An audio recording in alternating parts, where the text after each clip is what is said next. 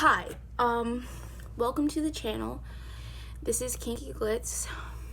I'm known as Snuggs, and today I wanted to talk about something very important and very serious, and something that I've personally dealt with and I know a lot of people deal with. I don't hide it, but I am someone who is diagnosed with depression, anxiety, panic disorder, and PTSD, which is post-traumatic stress disorder. I got diagnosed with it officially last year, but I have been feeling this way, getting increasingly worse since I was a freshman in high school. So I've been feeling this way since 15, and I've been self-harming off and on since I was 15. Now, self-harm isn't just cutting yourself.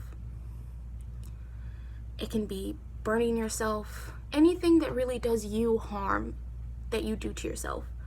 Starving yourself, not eating so much that you throw up,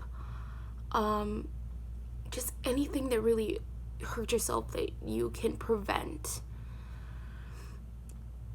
And I've been struggling with that off and on since I was 15, like I said.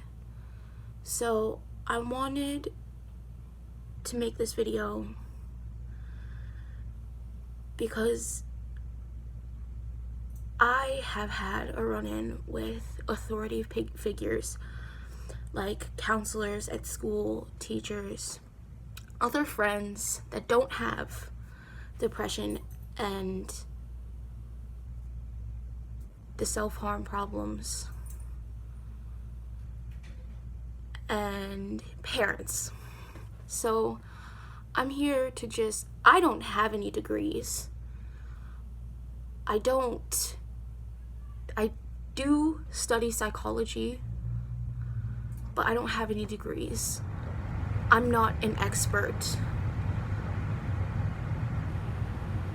I'm not really relevant at all to this. I'm just basing it off of how I feel and how I know others that deal with it feel. And it is incredibly important. This is kind of going out to my mom. I love her. No matter what we go through, I do love her, but she doesn't understand. And that's okay, because when you don't have these issues, it's hard to understand where someone else is coming from. And even if you do have the same issues, everyone's depression and mental health is different. So it's not all going to be the same. So I'm making this video to educate people on how I feel and how I know others feel, and really how most people feel when dealing with someone who self-harms. The major thing I want to talk about is when you find out someone you care about or you love is self-harming, or has self-harmed in the past, or is relapsing with the self-harm. You cannot, and I'm stressing this so much, this is my main point, you cannot get angry at that person. It's going to give them the wrong idea. I've been in that position. When my mom first found out I was self-harming, I had tried to kill myself over an argument.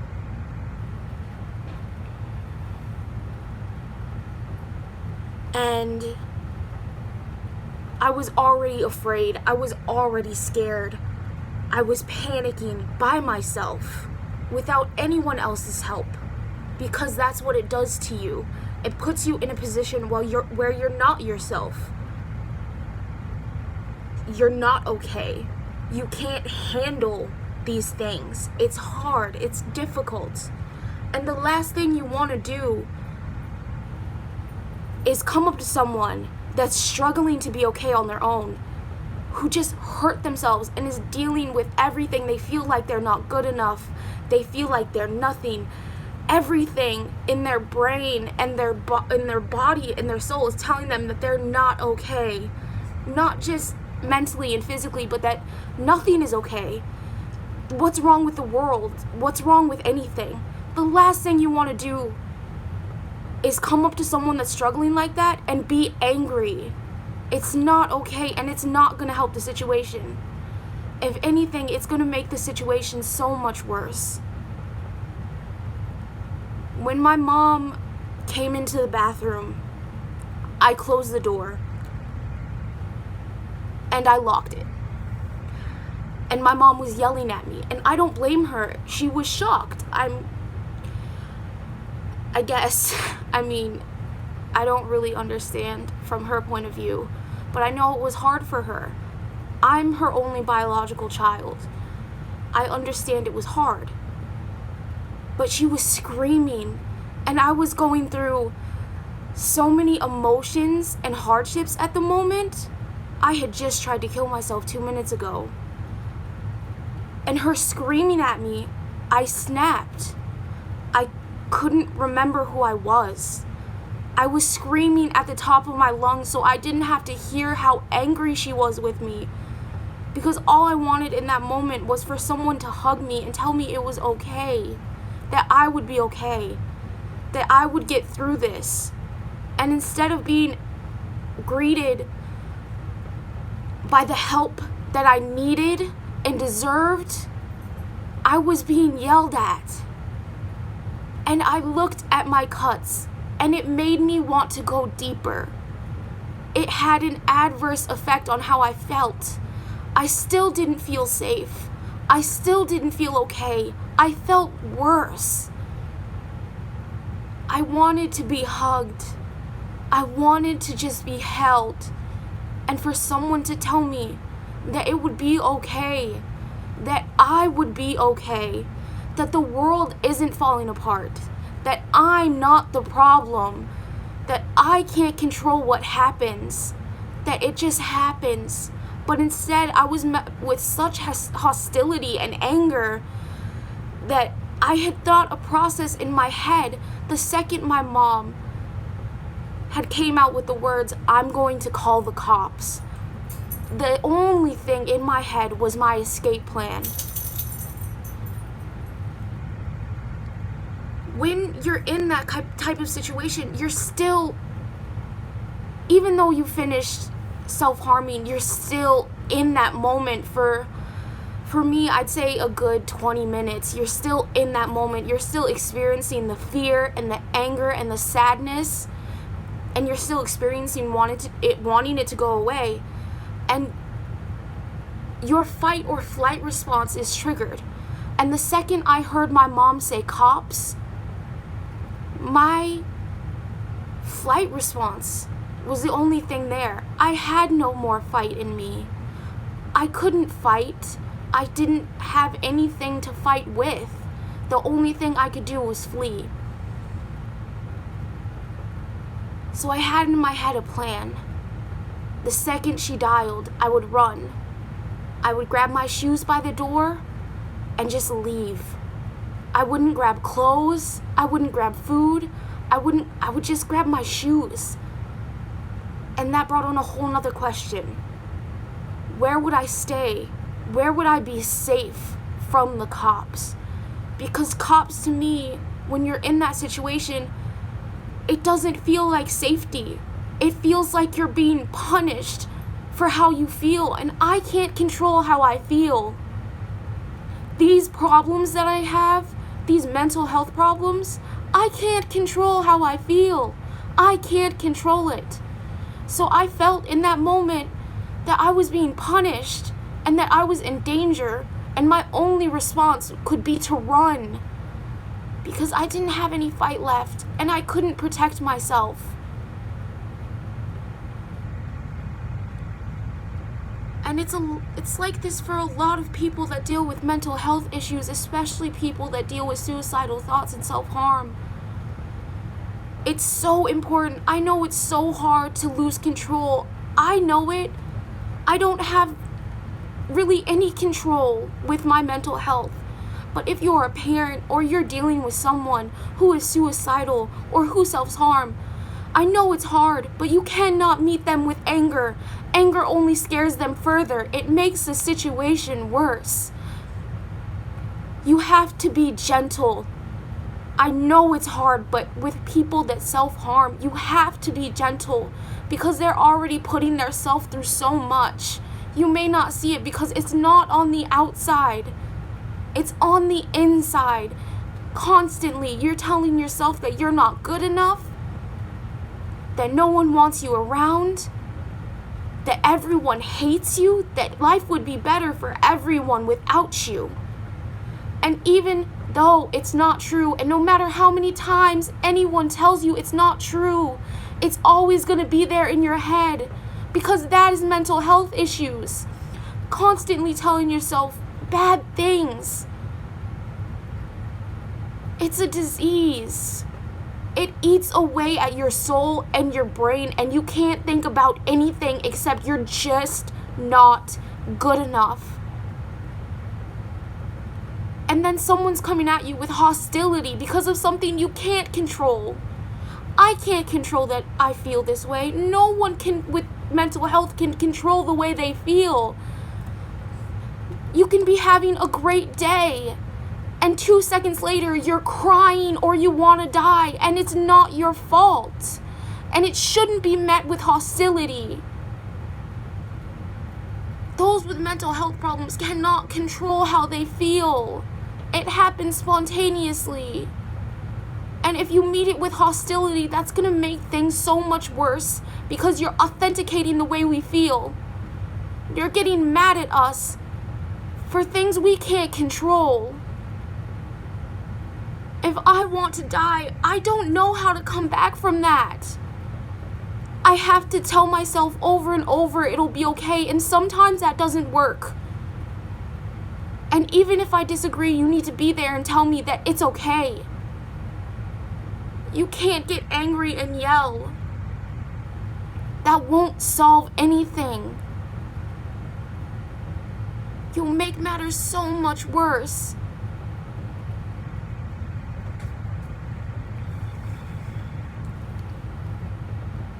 Like, for example, because of my PTSD, I have night terrors. I've never talked really to anyone except my friends, my closest friends, about my night terrors. Because, again, with the mental health, in my head, I'm an adult. I'm not a little kid. I'm not supposed to have nightmares that wake me up screaming. I'm not supposed to have nightmares in which I wake up crying hysterically, unable to stop. Because I'm an adult. And that stuff only happens to little kids. That's how I feel about it. But the people I've met and the people I know, instead of getting angry because I'm waking you up in the middle of the night because I'm screaming or crying in my sleep, I met with hugs and Hayes, it's okay. And that's what you really need in that moment. Mental health and these things are such a touchy issue. But if you meet it with hostility and anger, it's not going to help. Yes, your child is suffering and they're hurting themselves no matter how many times you tell them not to, even if they're on medication. Medication doesn't always help. Especially for me. For PTSD, there is no cure. There's only treatments that are only controversial to help. They're not specific to PTSD. I take high blood pressure medication for my PTSD. And it doesn't help. Maybe a day out of the week it helps. And there is also no cure specific to depression and anxiety. Everyone deals with theirs different. Everyone's mental health is at a different level, and it all affects everyone differently. So the medication and therapy, they're not always gonna work. And everyone is gonna have bad days, or bad weeks, or bad months. No matter how much you get help, it's not always going to exactly help. Just because someone is going to therapy and taking medication and with people they care about, people who love them, it doesn't matter. It can still affect you no matter what. You can have the best life and still be greeted every day with depression and suicidal thoughts. And that's not the person's fault. And when you're yelling at them, it makes them feel like it's their fault. And we already feel like everything in the world is our fault.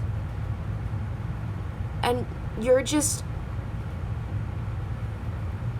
confirming our fears.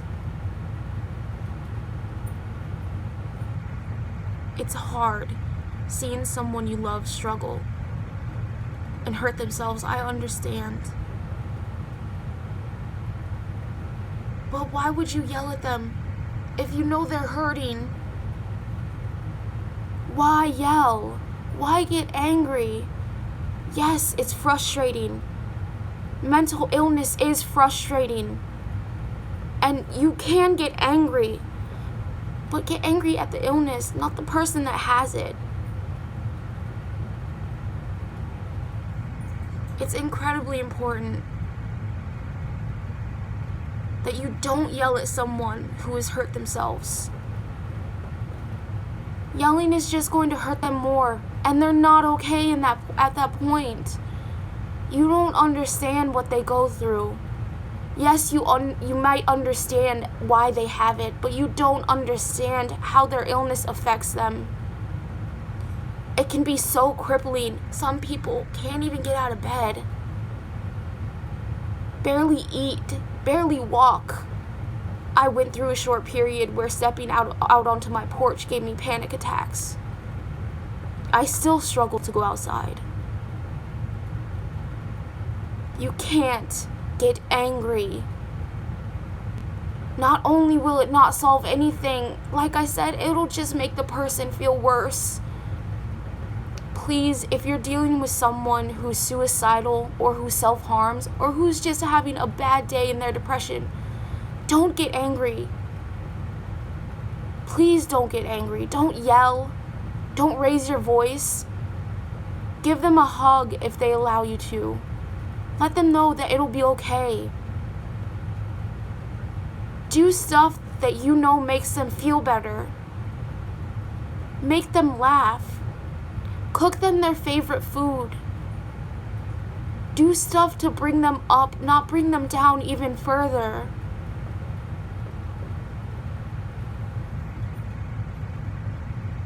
I really hope this message reaches a lot of people. Thank you.